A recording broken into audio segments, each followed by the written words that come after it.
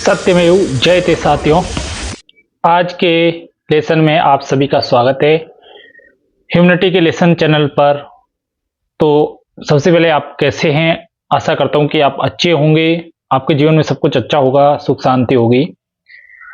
फिर भी दोस्तों, आज के समय में दौड़ भाग की जो जिंदगी है वो कहीं ना कहीं मनुष्य समझ नहीं पाता है कि उसका जीवन का उद्देश्य क्या है। जिंदगी है छोटी सी मानव की, उसमें पचड़े हैं कोई हजार, और फिर उन सब चीज़ों को अगर मन से सोचने बैठ जाएं तो उसमें भी काफ़ी टाइम लग जाता है, तो करने में तो कितना ही टाइम लगेगा। तो हम समझ सकते हैं कि इस चैनल का जो उद्देश्य है वो यही है कि मानवता को उसकी दिशा दिखाई जाए। हमारे जीवन का उद्देश्य मानवता है और मानवता ही होना चाहिए, क्योंकि इस छोटे से जीवन में हमें उस तत्व को खोजना है जो हमारे भीतर मौजूद है। वो तत्व है मानवता का, वो एलिमेंट है मानवता का। लोग हवा में बहुत सारी बातें करते हैं, अध्यात्म वगैरह वगैरह, लेकिन वो सब उसके ऊपर से चली जाती है। क्यों चली जाती हैं? क्योंकि व्यक्ति को सही से समझा नहीं पाते ना। भाई, आप कोई चीज है, जैसे गाड़ी है, गाड़ी चलाना सिखाते हैं तो आप उसको बताते हैं कि भाई स्टीयरिंग यहाँ पर है, ये गियर बॉक्स यहाँ पर है, ठीक है, क्लच यहाँ पर है, ठीक है, गाड़ी का इंजन यहाँ पर है। ये सब चीज़ें आप उसको बताते हैं, दिशा निर्देश देते हैं, तभी तो वो चला पाता है और वो समझ पाता है, सीख पाता है। और यदि आप ऐसे हवा में उसको बताते हो कि वो है, अब अध्यतम किस चिड़िया का नाम है, क्या है, कहाँ पर है, क्या पता, उस पर आप हजार बातें करो, हजार प्रकार से लोग भ्रमित हो जाते हैं। तो इस चीज का हमने सॉल्यूशन निकाला है। हमने एक ऐसा मॉडल तैयार किया है जिसमें हर एलिमेंट की सही से व्याख्या की जा सकती है, हर चीज को काउंटर किया जा सकता है, क्वेश्चन काउंटर किया जा सकता है, उसको देखा जा सकता है, परखा जा सकता है, और वैज्ञानिक की तरह अगर वो सत्य प्रमाणित होता है तभी उस चीज को सत्य माना जा सकता है, अन्यथा उसे मानने की कोई जरूरत नहीं। तो इस मॉडल को, वैसे मैं हिंदी साहित्य का मास्टर ऑफ आर्ट्स मैंने उसी में की है, तो हिंदी साहित्य का होने के कारण ही मेरे मन में एक ये भी जिज्ञासा उठी कि मैं मास्टर कंप्लीट करने के बाद पीएचडी करूंगा। अब वो पीएचडी किसी पर हो सकती है, कबीर पर हो सकती है, किसी पर हो सकती है, और कबीरदास जी ने तो कहा ही है कि जितना संसार बाहर है उतना ही हमारे भीतर भी है। तो वो पीएचडी किसी पर हो सकती थी, लेकिन मैंने पीएचडी के लिए नेट क्वालिफाई का फॉर्म तो भरा, लेकिन मैंने पीएचडी नहीं की, क्योंकि मैं पीएचडी करके वही उसका जो एक प्रोसेस होता है, मेरे को पता चला कि भाई कॉलेज का एक अब उस प्रक्रिया के अधीन ही कुछ कर सकते हैं। तो मैंने कहा कि माफ करिए, मुझे कुछ स्वतंत्र विचार है, मेरे फ्री थिंकिंग हूँ, तो मुझे उस पीएचडी से कोई मतलब नहीं है, उसमें इतना टाइम लगाने की कोई आवश्यकता नहीं। मेरे पास तो आज जो विचार है उस आइडिया को मैं रूपांतरित करने वाला हूँ एक मॉडल के अंदर, और मैंने किया भी। और वो मॉडल सच में बहुत ही सराहनीय है। ऐसा समझिए कि उसको मैंने कॉपीराइट करवाया और उसको पेटेंट करवाएंगे, और हो सकेगा तो उसको नोबेल प्राइज के लिए भी भेजेंगे। अब नोबेल प्राइज देने वाला किस आधार पर कैसे नोबेल प्राइज देता है ये तो वही जाने, लेकिन हम कोशिश तो कर सकते हैं, ठीक है। और हमारा जो मॉडल है वो बहुत ही मतलब शानदार मॉडल है। जो मनुष्य इसको समझेगा, इस मॉडल को देखेगा और इसको समझ जाएगा, ऐसा नहीं है कि वो समझ में आने में इतना डिफिकल्ट है, डिफिकल्ट कुछ भी नहीं है। उस मॉडल का नाम हमने रखा है चित्त मॉडल, यानी मन चित्त मॉडल। जो मन चित्त होता है मानव का, वो रखा है हमने। उसको कहा भी है कि ह्यूमैनिटी का ये मन चित्त मॉडल है, ठीक है।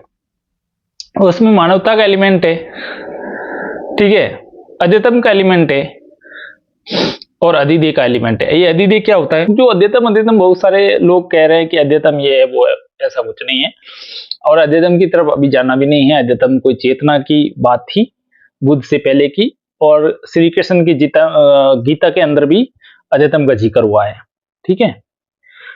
तो एक सबसे बड़ा क्वेश्चन, जैसे कि सबसे बड़ा प्रश्न ये उठता है कि विज्ञान ने बहुत कुछ खोजा है।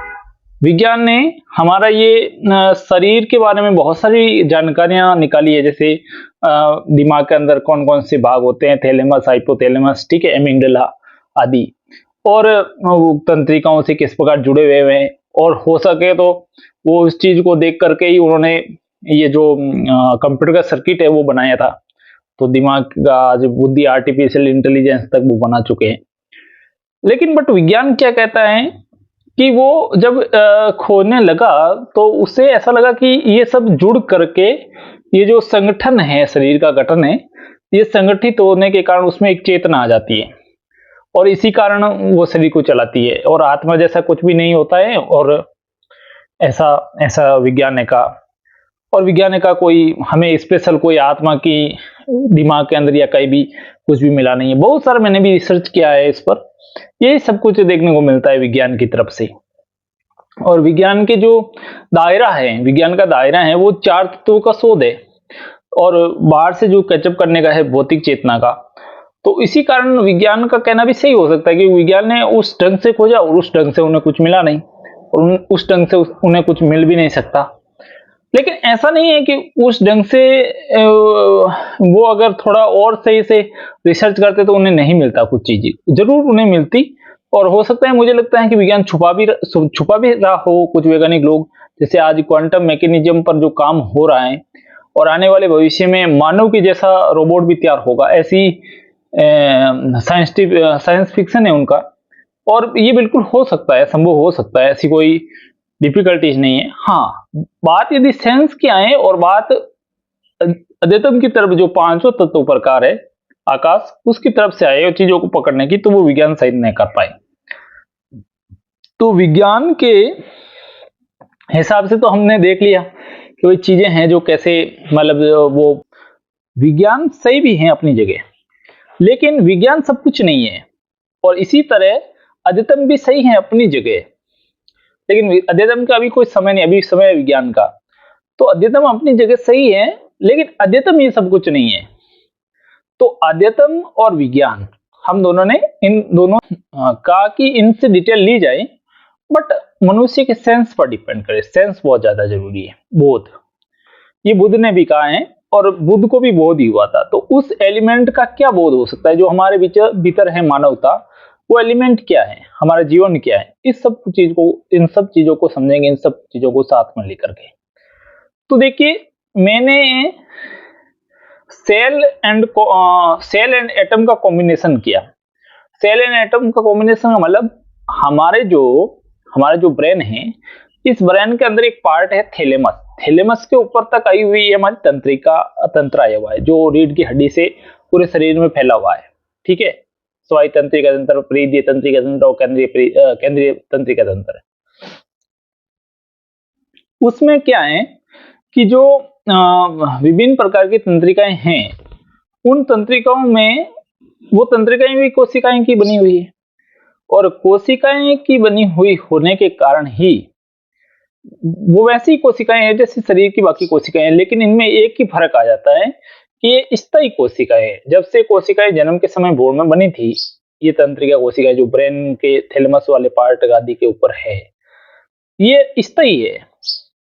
ठीक है, तो ये जन्मती मरती नहीं है। ये तो खत्म तब होगी जब ये शरीर खत्म हो जाएगा, जल जाएगा, तो वो कोशिकाएं भी खत्म हो जाएगी।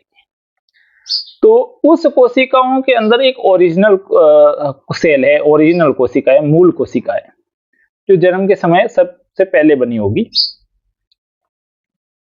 वो भी कोशिका बाकी कोशिकाओं की तरह ही है, लेकिन वो मूल है। मूल का मतलब वो एक ऐसी जगह पर स्थित है, थैलेमस के उस तंत्रिका वाले पार्ट में ऐसी जगह पर स्थित है जहां से वो बाकी सारी कोशिकाओं को निर्देशित करती है, चलाती है। वो मास्टर कोशिका है। और उस कोशिका में जो कोशिका है और कोई भी पदार्थ है, वो अंततः किसके बने हुए? परमाणु के बने हुए। परमाणु सबकी आधारभूत संरचनात्मक इकाई है। तो आधारभूत संरचनात्मक इकाई में भी जो परमाणु है उस कोशिका के, उन कोशिका के जो परमाणु है, वैसे कोशिका के अलग अलग भाग है, जैसे माइटोकॉन्ड्रिया है, केंद्रिका है। तो केंद्र के अंदर जो केंद्रिका है, उस केंद्रिका के चारों ओर एक क्रोमेटिन छड़ है, वो गुणसूत्र छड़ है। जो गुणसूत्र मिले थे ना माता पिता की ओर से 23 जोड़ी गुणसूत्र मनुष्य में, तो उन गुणसूत्रों के जुड़ने से एक क्रोमेटिन छड़ बनती है। वो क्रोमेटिन छड़, उसको योग के अंदर कुंडलिनी कहा गया है और ऐसे हम क्रोमेटिन छड़ कहते हैं। वो क्रोमेटिन छड़ उस मूल कोशिका की वही सब कोशिकाओं को निर्देश करती है। उसके अंदर से आप यकीन नहीं मानेंगे, उसके अंदर जो डीएनए संरचना होती है, जैसे डीएनए संरचना भी तो विज्ञान सम्मत बात सही है कि डीएनए है और उसमें वो कोडिंग हो रखी है हमारी इवोल्यूशन की पूरी, और इवोल्यूशन की कोडिंग के कारण हमारे जो बालों का रंग कैसा होगा, सब कुछ कैसा होगा, शरीर को कौन चलाता है, तो शरीर को कैसे भोजन पचाना है, कैसे किसी चीज का टेस्ट बनना है, सब कुछ उसके अंदर कोडिंग हो रखा है। वो कोडिंग ही सबको डायरेक्ट करती है, डायरेक्ट दिशा निर्देश देती है। तो उसके अंदर जो क्रोमोसोम सेट है, 23 जोड़ी क्रोमोसोम सेट तो है ही, उसके अंदर जो 23 जोड़ी क्रोमोसोम सेट है, जो 23वां नंबर का क्रोमोसोम सेट है, जिसको XY क्रोमोसोम सेट कहते हैं या XX क्रोमोसोम सेट कहते हैं, क्योंकि ये है लिंग निर्धारक गुणसूत्र वाला। अब समझ गए? इस लिंग निर्धारक गुणसूत्र वाले क्रोमोसोम सेट के अंदर एक होता है ओरिजिनल एटम, यानी मूल परमाणु, जिसके इस वाले जो मूल परमाणु को है, इसको हमारी जीवात्मा कहते हैं, आत्मा नहीं, इसको जीवात्मा कह सकते हैं। ठीक है, इस मूल परमाणु को हम अपनी जीवात्मा कह सकते हैं। ठीक है, सब कुछ यहीं से अब आप समझना कि संचालित हो रहा है। तो ये परमाणु है, इसका एक इलेक्ट्रॉन होता है। इलेक्ट्रॉन तो वैसे किसके लिए काम करता है? इलेक्ट्रिसिटी के लिए काम करता है, शक्ति के लिए काम करता है। तो ये जीवनी शक्ति का काम करता है। और इसीलिए योग में ध्यान दीजिएगा, योग के अंदर कहा गया है कि हमारा जो मूलाधार होता है ना, प्रजनन अंगों के पास चक्कर, वो ऐसे सेंस में कहा गया है, बट वहां पर नहीं होती है सही में। तो जो ये 23वें नंबर जो है उसके अंदर होता है, उसके अंदर जो एलिमेंट होता है इलेक्ट्रॉन, उसको कहा गया है जीवनी शक्ति। ठीक है, वो जीवनी शक्ति है। जीवनी शक्ति मतलब मैं अभी वहां पर काम कर रहा हूं, मैं वहां पर जी रहा हूं। ठीक है, मेरा जीवन अभी वहां पर चल रहा है, उस लेवल पर चल रहा है। इसीलिए हम जो अभी जीते हैं ना, वो आत्मा से नहीं जीते हैं। हमारी आत्मा हाँ सोई हुई है, ऐसा समझो। जैसे प्रकृति है, प्रकृति में ब्रह्म सोया हुआ है, प्रकृति चल रही है, उसी तरह वो आत्मा तो जो बाहर है ब्रह्म में, वैसे ही अपने भीतर है। और जैसे हम बाहर ब्रह्मांड के अंदर अपने जीवन में हम इस पृथ्वी पर ऐसे जन्मे हैं और यहाँ पर जो काम करें, वैसे ही हमारी जीवनी शक्ति भी इलेक्ट्रॉन के रूप में, मानव के रूप में हमारे भीतर ही उस चेतना लेवल पर, जिसे कहा जाता है चेतना लेवल, तो हम चेतना पर जीते हैं, आत्मा पर नहीं, चेतना पर जीते हैं। और इस चेतना पर ये जीना हमारा बहुत ही इंपॉर्टेंट हो जाता है। यहाँ पर हमें सही से जीना होता है। ठीक है, चीजों को सही से समझना होता है, सही से जीना होता है, तभी हम एक सभ्यता बना पाते हैं और सही से जी पाते हैं सुख से। और ये मतलब इसी कारण ये सब कुछ शिक्षा वगैरह है, ये व्यवस्था है, सांसारिकताएं हैं, और अद्यतम और अधिदेवी यहीं पर आ जाते हैं। किस प्रकार आ जाते हैं आप समझिए, कि आप ऐसा समझिए कि आपने जो अपने धरती है, अपना संसार तो यही है, इतना ही। अभी पूरे ब्रह्मांड के अंदर अपन को कहाँ कुछ करना है, कुछ अपन को धरती पर ही कुछ अच्छा काम करना है ना। तो धरती पर दो प्रकार की प्रकृति है, प्रकृति को आप समझ लेना ध्यान से। धरती पर जो दो प्रकार की प्रकृति है, एक तो है आदिदेविक, एक है आदि भौतिक। आदिदेविक प्रकृति आपको बार बार हम कहते हैं कि आदिदेविक का मतलब है जो वर्षा चक्र वाली प्रकृति है, जो जलवायु वाली प्रकृति है, उसको कहा जाता है आदिदेविक। और दूसरी इससे भिन्न एक प्रकार की प्रकृति है, वो है पेड़ पौधों जीव जंतुओं वाली प्रकृति, जिससे मानव का भी इवोल्यूशन हुआ है, तो वो है आदि भौतिक प्रकृति। ये जो आदिदेविक बाहर प्रकृति है, वैसी ही हमारे स्वभाव के अंदर एक अध्यात्म होता है। और ये जो आदि भौतिक है, वैसा ही हमारे भीतर एक अधिदेह होता है। अब अधिदेह के बारे में हम बात करें तो जो ये जीनोम कोडिंग है, इसी के अंदर इवोल्यूशन है जीवों का, तो इसी को हम अधिदेह कहेंगे। और अध्यतम की बात करें तो हमारा जो एलिमेंट है वो इलेक्ट्रॉन जब है परमाणु के अंदर है, तो परमाणु के अंदर की तरफ जो चीजें हैं, उसको कहा जाएगा अध्यतम। क्योंकि परमाणु के अंदर जो है वो आप समझना कि प्रोटॉन, न्यूट्रॉन और इलेक्ट्रॉन होता है। इलेक्ट्रॉन मैंने बता दिया कि वो मानवता का तत्व है। तो प्रोटॉन क्या है? प्रोटॉन को आप सूर्य समझ लीजिए। सूर्य के द्वारा और चांद के द्वारा ये जो चलती हैं जलवायु, तो इसी कारण हम कहते हैं कि इसको परमाणु के अंदर की तरफ देखिए। यहाँ से पूरा चित्त का इंटरफेस बनता है। न्यूट्रॉन तो न्यूट्रल है, तो जो प्रोटॉन है और ये इलेक्ट्रॉन है और बाहर का जो अधिदेय है, इस सबको मिला करके, इस कॉम्बिनेशन को मिला करके हम कह सकते हैं कि इसे हम चित्त कहते हैं। समझे आप? ये होता है मानव चित्त। इस मानव चित्त के अंदर हर चीज का आपको हमने बताया कि एलिमेंट क्या होता है, मानवता का तत्व क्या होता है, अध्यतम का तत्व क्या होता है, अधिदेय का तत्व क्या होता है, चेतना क्या होती है। अब समझ लीजिए चेतना क्या होती है। चेतना का मतलब होता है कि हमारी शक्ति का एक तरफ फोकस, जो हमने कहा ना जीवनी शक्ति। तो या तो हम इलेक्ट्रॉन के अंदर की तरफ देखेंगे या हम इलेक्ट्रॉन के बाहर की तरफ, यानी अधिदेय की तरफ देखेंगे। अधिदेय की तरफ देखना मतलब शरीर के बाहर, शरीर की बाहर की तरफ देखना और शरीर की तरफ देखना, भौतिक चीजों की तरफ देखना और संसार की तरफ देखना। शरीर से बाहर की तरफ देखेंगे तो संसार दिखेगा। तो इन चीजों को विज्ञान के द्वारा, जो प्रकृति है वो किस प्रकृति का जो ज्ञान आता है उसको सत्य साबित करता है विज्ञान, सत्यापित करता है, तो उसको विज्ञान कहा गया। तो उस विज्ञान को समझ करके अपने भीतर भी जो अधिदेय है उसको ठीक कर लेना। अधिदेय ठीक कर लेना मतलब जो ये कुंडलिनी है, इसकी जो संरचना है, इसको भी हम तभी समझ पाएंगे ना जब बाहर के विज्ञान को हम समझ लेंगे। बाहर की जो जीनोम, बाहर के जो इवोल्यूशन किस प्रकार हुआ है, उसी प्रकार हम अपने भीतर के इवोल्यूशन को ठीक कर सकते हैं सेंस वाइज। तो ये आती है सबसे बड़ी बात। तो इसी कारण मैंने कहा कि आपको अध्यतम की तरफ नहीं जाना है, आपको अधिदेय की ओर जाना है। भारत के लोगों, समझे? आप किस अध्यतम की बात कर रहे हो? अध्यतम बहुत अलग चीज है, बहुत अलग समय था वो, जो बुद्ध से पहले था। बुद्ध ने साबित किया। बुद्ध वाली कहानी आपने सुनी नहीं? बुद्ध वाली कहानी में यही हुआ था कि बुद्ध हैं जो सत्य जानना चाहते थे और उस समय अध्यतम चेतना थी। तो अध्यतम चेतना में वर्ण व्यवस्थाएं थी, बलि प्रथाएं थी, जो उस टाइम के हिसाब से सही थी। क्यों थी वो आपको और डिटेल में बता देंगे। अध्यतम चेतना का मतलब होता है कि उस समय एक अलग सभ्यता थी और उसका गोल था कुछ चीजों को आंतरिक रूप से देखना, और उसके लिए व्यवस्था तो चाहिए ही ना। तो इसी कारण वो व्यवस्थाएं थी। बुद्ध को ये थोड़ा अटपटा लगा, लेकिन बुद्ध को भी ऐसा ही कहा गया कि भी आप ही ऐसे योग करो, ऐसी साधना करो, ऐसे अंदर देखो। पतंजलि वाली योग वो आध्यात्मिक योग है। और बुद्ध ने जब उस योग अनुशासन का पालन किया, यम नियम का वो अनुशासन है, उसका पालन किया, तो उसका शरीर सूखने लगा। वो एक अध्यतम, एक अलग ही तरफ चले गए। मतलब शरीर की तरफ उनका ध्यान ही नहीं रहा।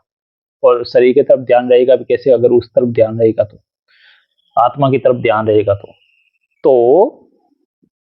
इसी कारण वो सूखने लगे और सूखते गए।